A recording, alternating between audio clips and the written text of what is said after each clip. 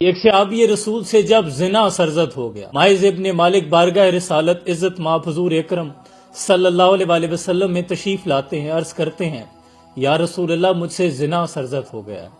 حضور نے جب یہ سنا تو آپ کا چہرہ مبارک سرخ ہو گیا، لیکن حضور نے رخ پھیر لیا۔ پھر وہ حضور کے پھر سامنے آ بیٹھا، کہنے لگا کہ حضور میں نے زنا کر لیا ہے۔ تو حضور نے پھر رخ انور پھیر لیا۔ یہ تعلیمات ہمارے لیے تھی، اے میرے امتی اگر کوئی گناہ دیکھو اس قسم کا تو اپنا رخ پھیر لینا، بے حیائی کی طرف اپنا رخ نہ کرنا، اور اگر کسی کا عیب دیکھو تو اس پہ پردہ ڈال لینا۔ پھر حضور نے رخ انور اس طرف پھیر لیا۔ وہ صحابی رسول پھر سامنے آ بیٹھے، کہتے ہیں یا رسول اللہ زنا سرزد ہو گیا ہے۔ حضور نے رخ انور پھر اس طرف پھیر لیا، وہ پھر سامنے آ بیٹھا۔ حضور کی یہی خواہش تھی کہ کاش یہ چلا جائے کہ میں نے نہیں کیا، اور جا کے اپنے رب سے توبہ استغفار توبہ طائب ہو جائے۔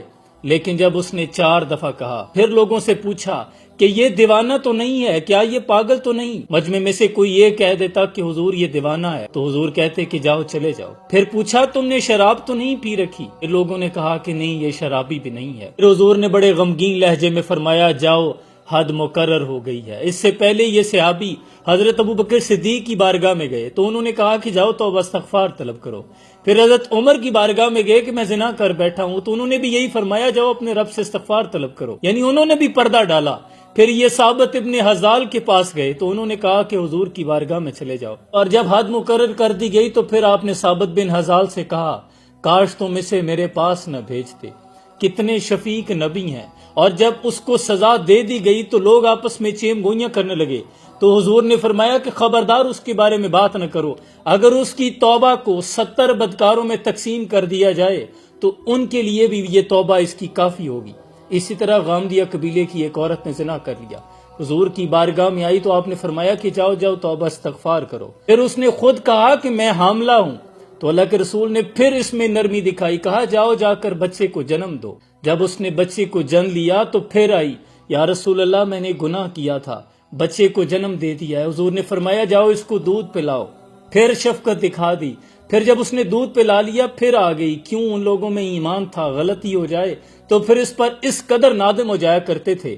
جب کہنے لگی کہ میں نے اسے کھانا بھی کھلانا بھی سکھا دیا ہے تو پھر حضور نے غمگین لہجے میں فرمایا جاؤ اب حد مقرر ہو گئی ہے۔ وہ نبی جو جرم ہو جانے کے بعد بھی کوڑے لگنے پر ان کی آنکھیں برسنے لگتی تھی، وہ امتیوں کا آج کی حالت ظاہر دیکھیں گے تو کتنے غمگین ہوں گے۔ آج جو تم نے بے حیائی کا بازار گرم کر رکھا ہے، بزرگ کہا کرتے تھے پتر انہاں کرنا دیدار سجن دا جنہاں اکھیاں سانپ کے رکھیاں۔ میں یہ سوشل میڈیا پر پھیلتی ہوئی بے حیائی دیکھ رہا ہوں تو دل خون کے آنسو روتا ہے کہ یہ قوم کس طرف چل پڑی ہے، کس قدر اتنے بڑے جرموں کو سرعام لوگ تشہیر کرتے ہیں، باقاعدہ اس کا اقرار کرتے ہیں دوستوں میں آ کر کہ میں نے یہ جرم کر لیا ہے۔ اول تو گناہ نہ کرو اور حکم تھا کہ ہو جائے تو پھر اس پر کسی کو گواہ نہ کرو۔ لوگ تو یہاں سرعام چوک میں لٹکا دیتے ہیں کہ فلاں سے یہ غلطی ہو گئی ہے، فلاں کی یہ ویڈیو مارکیٹ میں آ گئی ہے، اور لوگ اس کی تشہیر کرنے میں مصروف عمل ہیں، جس کے بارے میں قرآن نے فرمایا وَلَا تَقْرَبُوا الزِّنَا، زنا کے قریب ہی مت جانا۔ آج اس کو اتنا لائٹر نوٹ پہ لے لیا گیا ہے کہ لوگ یہاں تشہیر کر رہے ہیں۔ نہیں زمانے کی آنکھ میں حیا باقی، خدا کرے کہ جوانی رہے تیری بے داغ۔ یہ تیرا شہر بھی ہے شہر زلیخا جانا، وہ پیغمبر ہے جو دامن کو بچا لے جائے۔ امت مسلمہ کے نوجوان یہاں کتنی ہی زلیخا ہوں گی جو خود تجھے کہیں گی ہے تلک میری جانب آؤ، لیکن تم نے کہنا ہے کہ میرا رب مجھے دیکھ رہا ہے۔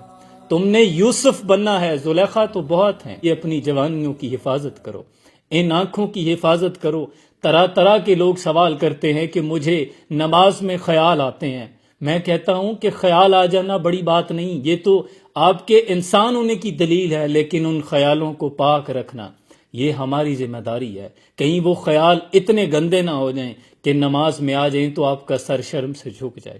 ایک لمحے کے لیے آپ نے یہ بیٹھ کے سوچنا ہے کہ میں وہ خطا کار ہوں جس کے لیے حضور غاروں میں رویا کرتے تھے۔ ایک لمحے کے لیے سوچنا ہے تو آپ کی روح کانپ جائے گی۔ اللہ کی ذات عمل کی توفیق عطا فرمائے۔ سلام پہنچے۔